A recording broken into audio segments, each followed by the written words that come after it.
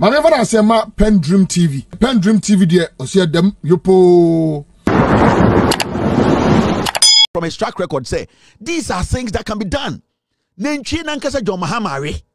Akoko kon no ntumi we. Tafrache denchem eno John Mahama ebu denchem. Be pepleo akoko kontra John Mahama etefle. John Mahama we denchie no ankramu yaka no edome denchie dome. John Mahama we na akoko kon. These are things we need to be listening to. Now, John Mahama, he says something very important about the banking. And then I have Kofi Banafu, who says, did I hear the former president talk about restoring licenses of collapsed banks? Yes, you did, Kofi. I said that we're going to go through the processes that led to the collapse of the banks. And for the cases in which those closures were unjustified, we would restore the licenses. We are looking at a tiered banking system. One of the reasons for the closure of these banks was that they could not raise the capital reserve ratio that the Bank of Ghana had asked for, which was 400 million Ghana cedis. Now the point I make is that we should have a tiered banking system where you have the big banks who should have a reserve ratio of 400 million. You can have mid-sized banks that should have a reserve ratio of say 200 million, and you can have micro banks that with a reserve of 80 million to 100 million can have a license to operate, because all these banks cater to different segments of our business environment. And so the Unilevers and others who are big companies can deal with the Class A banks. But the small and medium enterprises need smaller banks that are able to give them service. And because of the risk involved in small and medium enterprises, of course, they would have more risk. And that's why they are the kinds of banks that somebody would close down. And so, yes, we're going to look into the processes that led to the closure of those banks. I know that some of those cases are in court. We are hoping that the cases will be adjudicated, and when they are adjudicated, if we have taken an unbiased look at the circumstances in which they were closed, for those that were unjustified, our government will be willing to restore their licenses so that they can continue with their work. The John Mahama Kenyina has got to do with the banking closure and our banking sector cleanup na NPP so omabeno. Mama menjum na yentiasie. We mu na etie. This is how you build a nation. Amanfo e de omadwene a emu da ho e kasa na yedwudwum. Now, John Mahama say banks na yegugu no a Akuffo Addo mobile ufuriatamo, because they wanted to destroy some Ghanaians in their head, no. Now Mojin say almost support to end this now. Omoni da hoshe da gu in Juma. Nipa over 10,000 Ghanaians and the omunina they are jobless. Or see, say nyame boa na se NDC ba power a simple thing. Sa bank na omugu no ombenya botre ahwemu. Now what they are going to do is say banks are omu hwemu a omu hu se enye kwan paso ena yegu no sa banks in your ombe the licenses be mo ebi mo ho they deserve to be closed. Or say banks na omo ba no mo ye investigation thorough investigation no mo ye process nim banks are na eni kwan say yegu no banks bi o ho a utumu say Akuffo Addo ne busuafo bo mutirimu po so omo be hye da egu no o say sa banks na omo ni twaka omo ndi boni bia no sa banks ne de ono na ban no obeden or the sa banks na license beba omo emo masa ye dwuma afa Ghana fo dwuma na osaka bibi ma menjudwom na ti ase o say banks e wo Ghana no e wo say ye ti ase say e bank bia any clientele ono mu di dwuma ye ka clientele so amefo monka ndi mechi clientele so amefo sa ne ka no ye ka say customers eno na wa bro ni sa ka ne clientele no. John Mahama say bank bi a wo Ghana bia no e wo customers ani omudi adwuma. Say who bank bi say Unilever who bank company bi say Unilever omne banks akese na didwa. Who company bi say Equia liquid soap omo bank kitwe bi a savings and loans bi a omo ne omo digwa ye wo edwadifo a omo infinfin wa omo so banks bi a commercial banks bi omo ne omo digwa enti o se the mistake a MPP for en say omo group banks ni nyina say omo nyina no e wo se omo nya something we call capital. In fact, answer na obe operate bank of Ghana no.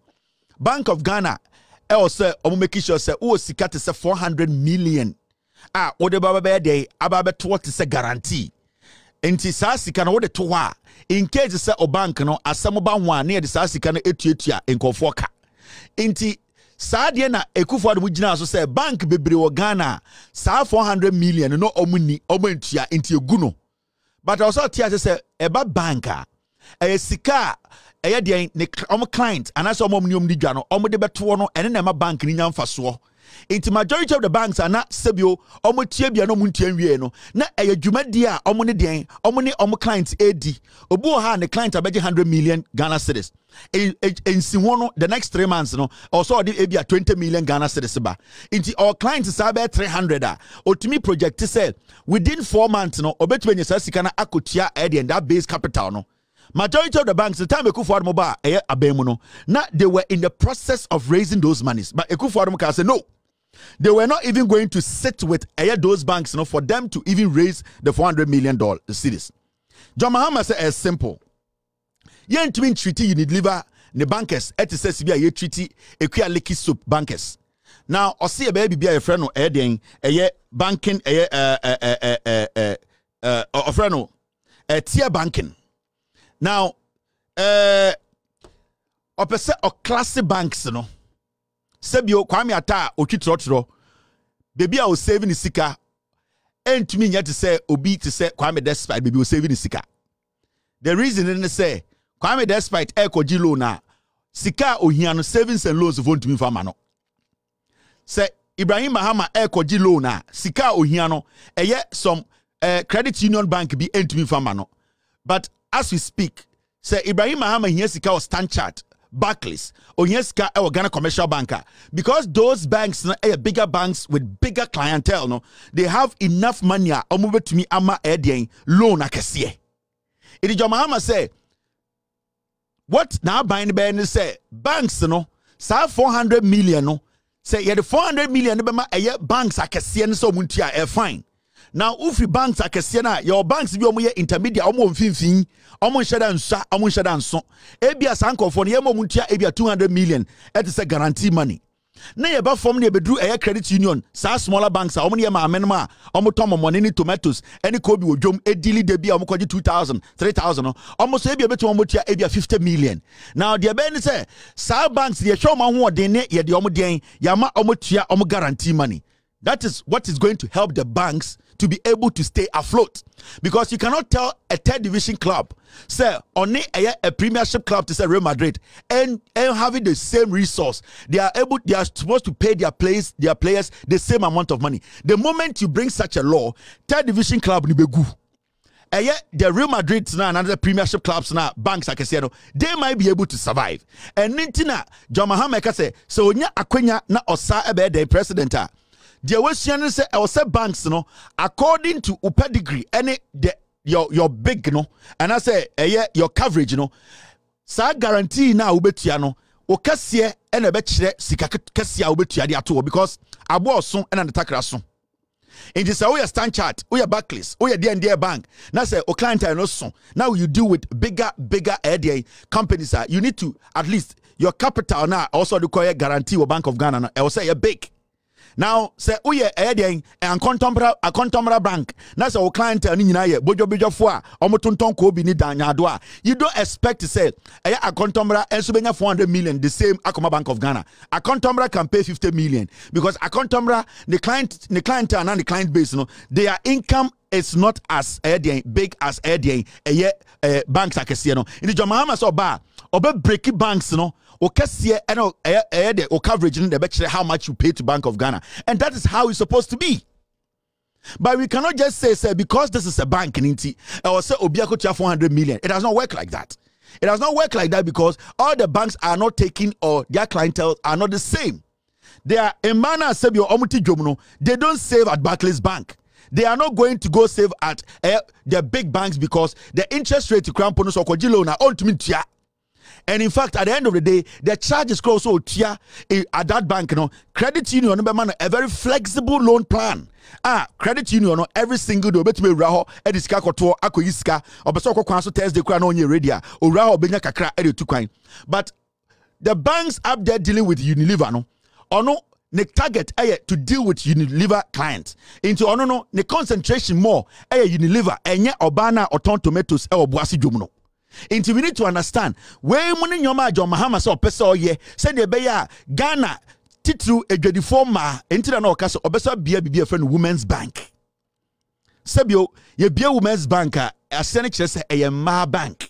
Into oba bia wudi dwa sika kakra wo wunsem sebio obesa de koto bank o saje den loan no sa Women's Bank no unji enjinsi ho interest ni ho ni nyina se obekire se edwuma na wo ye no ekoso obekire se obetuma manage sa okwa insiwo no be less than 1%. Into so kwaji 200,000 also tia se busu bia ebi obetua 1,000 Ghana as say okoji loan a big banker interest rate no 30% awo oba auto tomatoes ananya do won't tia. Into this is some of the things sa nyoma we no and asebio ema ehiafo Ghana fo ehiafo na omo fo no omo hiha omo ya wadwadefo bebra ende omo ntumi nkwa kwan so efi say ontumi nkwa Ghana commercial bank nkoji loan interest rate not mean tia ya won bebra omo ye bodwa na credit union omo ye omo adwuma ende Akuffo Addo ogu no nti ende saa oba no ntumi hwe ne ba wo school nti Akuffo Addo catch us say ma oba ne meda free SHS na mbema emfa no se ne be ya mede benya power nanso sanka oba no tumi ko credit union ekoji loan edidi ne dwuma on pese obi abehwe ne ba wo school nti John Mahama say saa nyoma we bi na wo samutie we bi ne yede kekere man we be na eba form ema Ghana for sebio omunya opportunities to be themselves, to be able to control their own lives. This is what you have to be listening to. And these things that John Mahama can are very important. These are the fine lines changing the lives and destiny of Ghana for into uton nkatie, uton abe, uton tomatoes. John Mahama say oba bank na na si wudwom na utumi koji credit union loan wo hono sa bank ne be sa back if you say Bank of Ghana sikana na omoji bank akese no ye beti sa bank ne so momutumi operate eno ano no mo ana mo ye adwuma banks ayeyi modi no you have to understand say get your CVs ready. Banks are going to open up, legitimate banks almost betumi akati omo code according to their size. We need to build a nation ebetumi supporting obia oba America, your billionaires, your millionaires, your hundredaires, your centenaires.